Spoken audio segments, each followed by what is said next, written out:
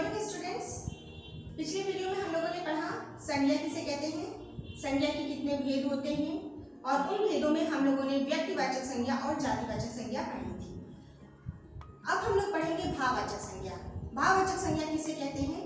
तो बच्चों, भाववाचक संज्ञा उन संज्ञा शब्दों को कहते हैं जिनसे किसी व्यक्ति या वस्तु की स्थिति, उसकी दशा, उसका भाव का पता चलता है, उसे हम भाववाचक संज्ञा कहते हैं। जैसे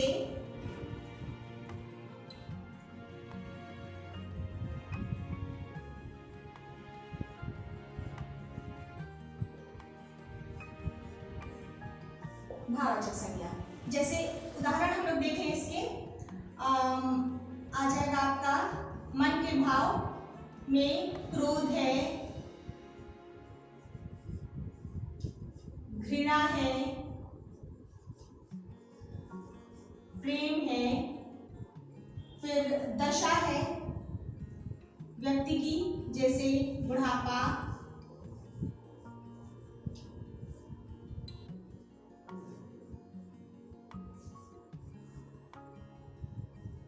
गरीबी,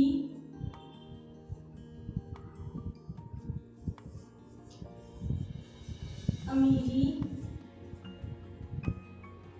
बचपना, फिर गहराई, ऊंचाई,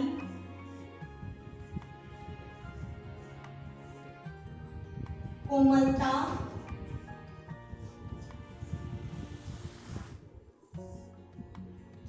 आदि ये सब भाववाचक संज्ञा शब्द के अंतर्गत आते हैं। ये सारे शब्द जिनसे हमें किसी व्यक्ति या वस्तु की स्थिति का पता चल रहा है, उसकी दशा का पता चल रहा है और मन के भावों का पता चल रहा है।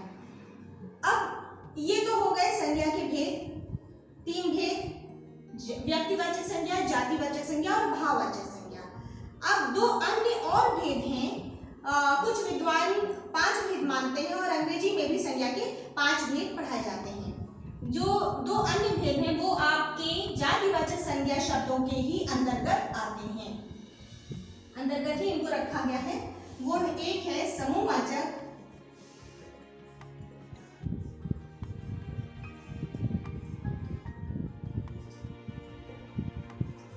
संज्ञा और दूसरा है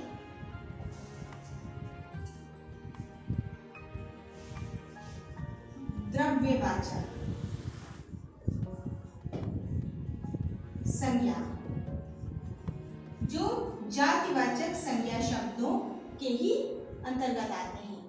तो बच्चों, समूहवाचक संज्ञा शब्द क्या होते हैं? पहले ये हम लोग देख लें। तो एक ही जाति के व्यक्तियों, वस्तुओं, प्राणियों के समूह का बोध कराने वाले शब्दों को हम कहते हैं समूहवाचक संज्ञा शब्द कहा जाता है। और ये एक ही जैसे व्यक्तियों का एक कलेक्शन, एक समूह दिखाता है हमें। जैसे इसमें हम लोग देखें, आपका हो जाएगा सेना। सेना बच्चों समूहवाचक संज्ञा शब्द है। सेना किसी एक सैनिक से नहीं बनती, बल्कि सेना शब्द का हम प्रयोग कर रहे हैं तो अर्थात इसका मतलब है कि उसमें बहुत सारे सैनिक हैं। गुलदस्ता,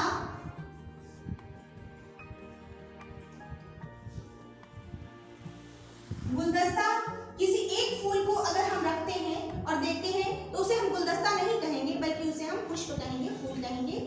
लेकिन जब उसी तरह, उसी के जैसे बहुत सारे फूल एक साथ रखे जाते हैं तो उसे हम कहेंगे गुलदस्ता।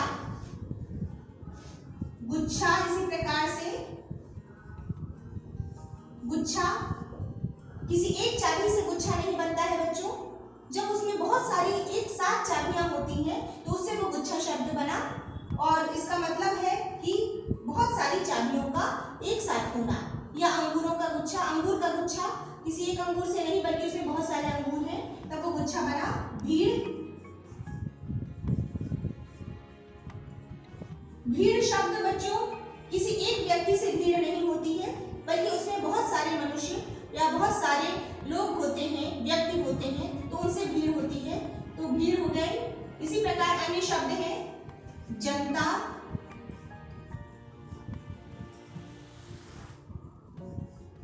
कक्षा,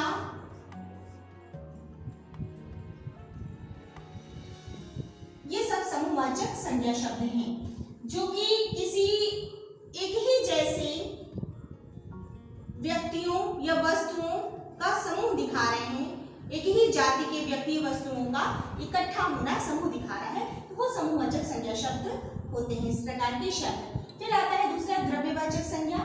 तो बच्चों द्रव्यवाचक संज्ञा शब्द के अंतर्गत वे शब्द होते हैं जो किसी द्रव्य या पदार्थ का बोध कराते हैं, किसी द्रव्य का, पदार्थ का या धातु का बोध कराने वाले जो संज्ञा शब्द होते हैं वो द्रव्यवाचक संज्ञा शब्द होते हैं। तो इनके अंतर्गत आ जाते हैं आपके जैसे द्रव भी आते हैं, जैसे पेट्रोल, फिर आपका आ जाएगा दूध, पानी,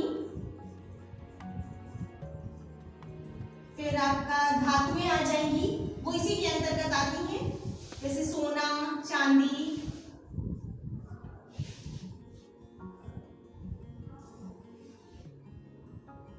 लोहा,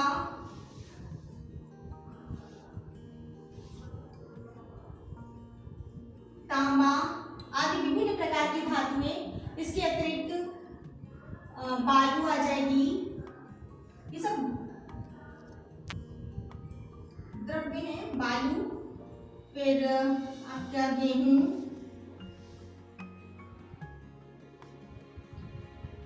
लकड़ी, ये सारी चीजें, ये सारे शब्द द्रव्यवाचक संज्ञा शब्द हैं जिनसे हमें किसी द्रव्य का, किसी पदार्थ का बोध हो रहा है या धातुओं का पता चल रहा है, ये द्रव्यवाचक संज्ञा शब्द है। तो इस प्रकार बच्चों हम लोगों ने देखा कि संज्ञा और संज्ञा के भेद, कौन कौन से भेद होते हैं। तो वैसे तो संज्ञा के तीन हैं, व्यक्तिवाचक संज्ञा, जातिवाचक संज्ञा और भाववाचक संज्ञा, लेकिन दो और भेद हैं जो आ जाता है जातिवाचक के अंतर्गत। एक समूहवाचक संज्ञा शब्द है और दूसरा है द्रव्यवाचक संज्ञा शब्द। तो ये बच्चों आपका संज्ञा पाठ